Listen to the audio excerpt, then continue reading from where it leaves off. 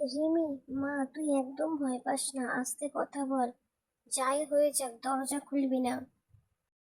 মা, এখন রাত 3টে বাজে। এখন বাড়ির প্রধান দরজায় কে এসে টোকা দিচ্ছে? কেউ আছো? দরজা খোলো, আমি পথ হারিয়ে ফেলেছি। রিমি, মা আমার, যাই হয়ে যাক দরজা কিন্তু খুলবি না তুই। এইভাবেই সবকিছু প্রায় আধা ঘন্টা চলতে থাকলো। মা, এখন তো আর কেউ টোকা দিচ্ছে না দরজায়। আমি একটু জানালার ফাঁকা দিয়ে বরঞ্চ দেখি কেউ আছে কিনা। ঠিক আছে, তবে খুব সাবধান রিমি। মা, এখানে তো কেউ নেই।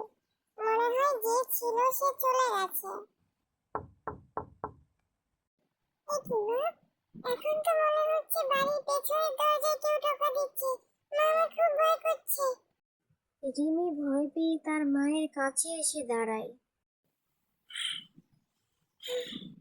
মা, আমার খুব ভয় করছে। এটা কে হতে পারে? এটা কি কোনো ভূত? হঠাৎ করে তখন বাড়ির সমস্ত লাইট বন্ধ হয়ে যায়। মা, লাইট কেন বন্ধ হয়ে গেল? তবে কি এটা সত্যি ভূত? রিমি, তুই কোনো ভয় পাস না, আমি তোর সাথে আছি। মা, আমার না খুব ভয় করছে। কেন জানি মনে হচ্ছে আমাদের দিকে কেউ হেঁটে আসছে, বাড়ির পেছন দিক দিয়ে। হে মা, এই দেখো পায়ের ছাপ আস্তে আস্তে এদিকেই আগিয়ে আসছে।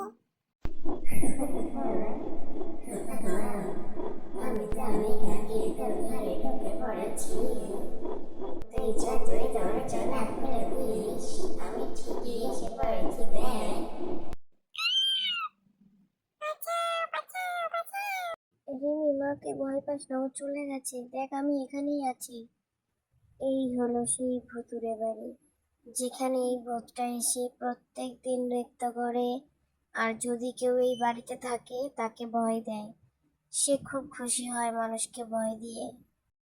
পরের দিন সকালবেলায় তাদের আশেপাশের সব প্রতিবেশী তাদের বাড়িতে এসে তাদেরকে বলে, শোনো গো বৌমা, এই বাড়িতে বহু বছর আগে একটা মেয়ে আশ্রয় চাইতে এসেছিল ঝড় বৃষ্টির রাতে, কিন্তু কেউ তাকে আশ্রয় দেয়নি। তারপর তার মৃত্যু হয়। তখন থেকেই সেই বাড়িতেই ঘোরাফেরা করে এবং মাঝরাতে তাকে দেখা যায়। কিন্তু আমি তো এই ঘটনা জানি না, আজ থেকে আর এই বাড়িতে আমরা থাকবো না।